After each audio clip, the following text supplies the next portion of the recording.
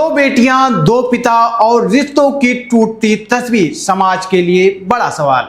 नमस्कार, मैं हूं शैलेंद्र तिवारी और आप देख रहे हैं द इंडिया लाइव। पिछले कुछ दिनों में देश के सामने दो ऐसी घटनाएं आई जिन्होंने सिर्फ खबर नहीं बनाई बल्कि हमारे समाज की सोच पर एक बड़ा सवाल खड़ा कर दिया। एक तस्वीर हरियाणा के सोनीपत से आई जहां एक बुजुर्ग पिता अपनी जिंदगी के आखिरी पड़ाव में बेटियों का इंतजार करते करते दुनिया छोड़ गया, और दूसरी तस्वीर आगरा के चंबल से आई जहां एक पिता पर अपनी ही बेटी की हत्या का आरोप लगा।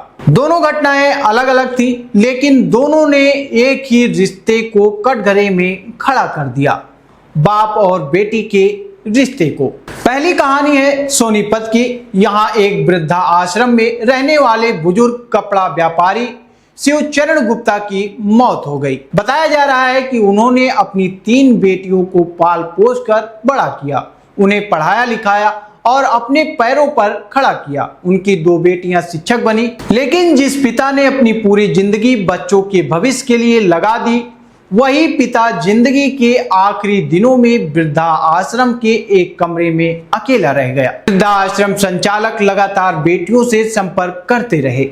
कहा गया कि पिता की तबीयत खराब है, एक बार आकर मिल लीजिए, लेकिन मुलाकात नहीं हो सकी। जब शिवचरण गुप्ता ने अंतिम सांस ली, तब भी बेटियां उनके पास नहीं पहुंच पाई।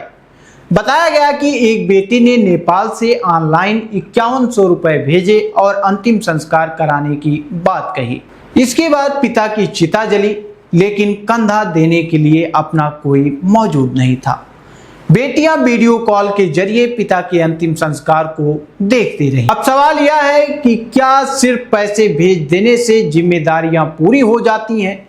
क्या उस पिता के लिए कुछ घंटे निकालना भी इतना मुश्किल था जिसने पूरी जिंदगी बच्चों के लिए खपा दी? लेकिन दूसरी तस्वीर इससे भी ज्यादा दर्दनाक है। यह मामला आगरा का है। आरोप है कि एक पिता ने अपनी ही 18 साल की बेटी को चंबल नदी में डुबोकर मार दिया। बताया जा रहा है कि बेटी बिना शादी के गर्भवती थी और इसी बात को लेकर पिता ने यह खौफनाक कदम उठाया।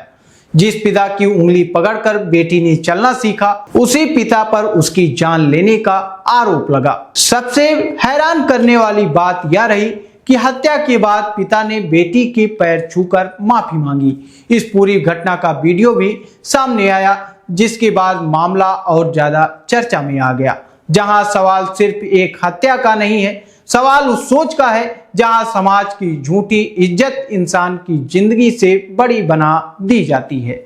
आखिर क्यों आज भी कुछ लोग बेटी को अपनी संपत्ति समझ लेते हैं? क्यों बेटी की जिंदगी, उसकी पसंद और उसके फैसलों पर समाज का दबाव इतना भारी पड़ जाता है कि रिश्ते तक खत्म हो जाते हैं? अगर इन दोनों घटनाओं को एक साथ देखें तो तस्वीर और भी डरावनी नजर आती है। एक पिता को उसकी बेटियों ने अकेला छोड़ दिया और एक पिता ने अपनी बेटी की ही जिंदगी छीन ली। एक तरफ रिश्तों में आई संवेदनहीनता दिखाई देती है, तो दूसरी तरफ पुरानी सोच और झूठी प्रतिष्ठा का खतरनाक चेहरा। आज जरूरत है कि हम अपने बच्चों को सिर्फ सफल बनाना ही नहीं बल्कि संवेदनशील बनाना भी सीखें। उन्हें यह समझाना होगा कि माता पिता बोझ नहीं होते, और माता पिता को भी यह समझना होगा कि बच्चों की जिंदगी पर अधिकार नहीं बल्कि जिम्मेदारी होती है। बेटियां किसी की इज्जत का सामान नहीं है।